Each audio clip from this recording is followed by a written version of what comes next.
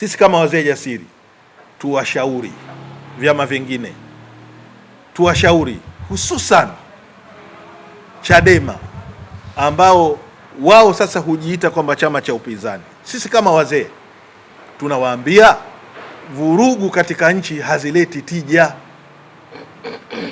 CCM na ACT wamekubaliana Zanzibar, lakini tumeshangazwa na kauli za viongozi wa Chadema kubeza yale makubaliano na kuwaita wale wasaliti. Si kitendo cha kiungwana. Warejee tena mawazo yao, wafikirie upya walichokisema, wawaombe radhi wa Tanzania. Watanzania wamezoea kuishi kwenye amani na utulivu. Suala la vurugu sio sirika yao. Kwa hiyo kama Wazanzibari wameamua kufanya lile, Zanzibar ni sehemu ya Jamhuri ya Muungano wa Tanzania. Wazanzibari wako wanaoishi Tanzania bara na wako wanaoishi Zanzibar. Wote usalama wana amani wanauhitaji. Kwa hiyo yale maridhiano yaliyofikiwa Zanzibar yawe kioo, yawe fundisho, yawe somo kwa vyama vingine vya Jamhuri ya Muungano wa Tanzania.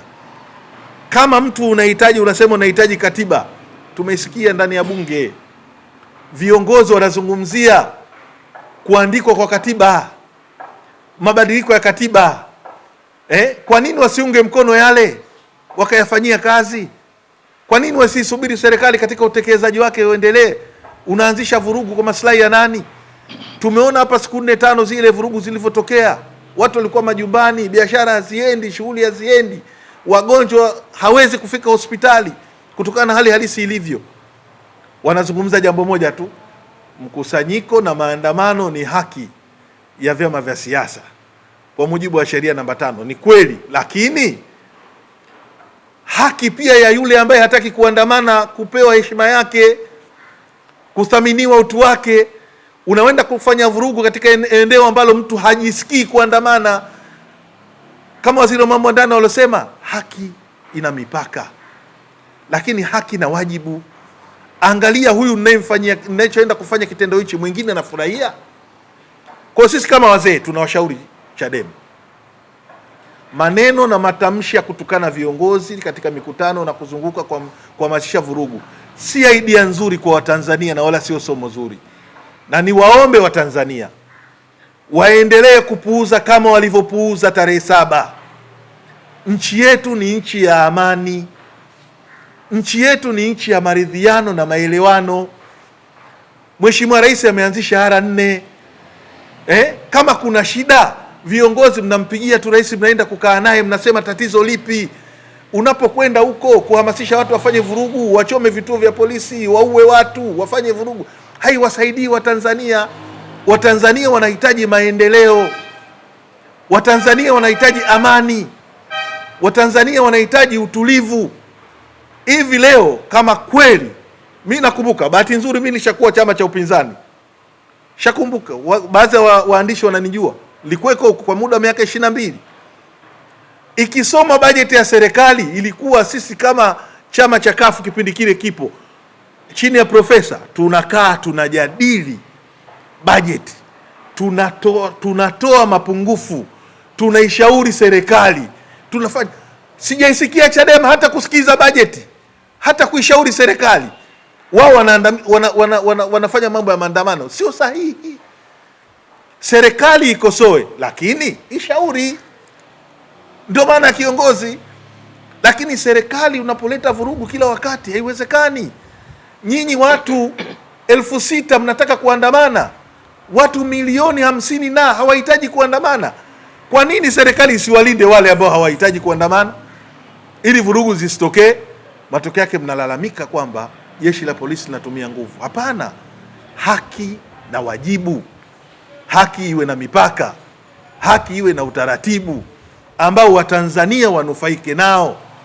Lakini kuvuruga amani si msingi wa ukombozi wa nchi. Na nani anasema Tanzania inahitaji ukombozi? Tanzania inahitaji fikra, ushauri, ili tulipotoka kwenye ukombozi wa kupata nchi, leo tutafute utaratibu wa kuiendeleza nchi yetu. Hivi kwa mara ya kwanza Tanzania tuna SGR. Umeangalia Zanzibar, mashule yanajengwa, mabarabara yanajengwa, magati yanajengwa, maendeleo makubwa yanafanyika. Huku bara unaangalia hiyo SGR inajengwa, mabarabara yanajengwa, maji yanajengwa, umeme unazalishwa, miradi mikubwa ya maana. Tokeni basi siku moja angalau mseme serikali, hili mmefanya zuri moja tu, hili mmefanya zuri. Nakumbuka siku moja Mheshimiwa Mbowe alitoka, nikasema akajaribu, kasema kweli Magufuli pamoja na misimamo yake, lakini Magufuli kwenye kutekeleza mambo ya msingi ana uthubutu. Alisema hilo siku moja, nikasema walau ameanza kuelewa. Lakini sasa wamerudi nyuma tena. Huo sio utaratibu. Tunakumbuka CUF walikuwa wanaandamana, tulikuwa tunaendesha maandamano, hatukuwahi kuchoma mali za serikali, hatukuwahi kufanya vurugu, na tulikuja kwenye maridhiano ambayo mpaka leo unaona yanaendelea kupitia chama cha ACT. Yalianzia CUF kabla ya kubadilika watu kuwekwa huko. Kwa hiyo tunahitaji waige siasa za kistaarabu. Watanzania hawahitaji vurugu. Kwa upande wetu kama wazee, tunashauri Chadema wajitathmini upya. Tunawashauri Watanzania, pimeni vyama vya kuunga mkono. Unaweza ukaunga mkono kitu ambacho kitakuja kukumaliza. Kwa hiyo sisi kama wazee jasiri, kwa kweli tunawapongeza maridhiano ya Zanzibar. Tunampongeza sana Mheshimiwa Rais wa Jamhuri ya Muungano wa Tanzania, kwanza kwa ustahimilivu wake. Anatukanwa sana sana katika mambo haya ya mitandao ya kijamii, ndio usiseme, mara kachorwa hivi, mama wa watu wanafanya mambo yake, na ule ndio ukomavu wa kisiasa, na ule ndio kuonesha yeye ni nani. Yeye ni rais na yeye ni amiri jeshi mkuu. Kwanza Chadema watambue hilo.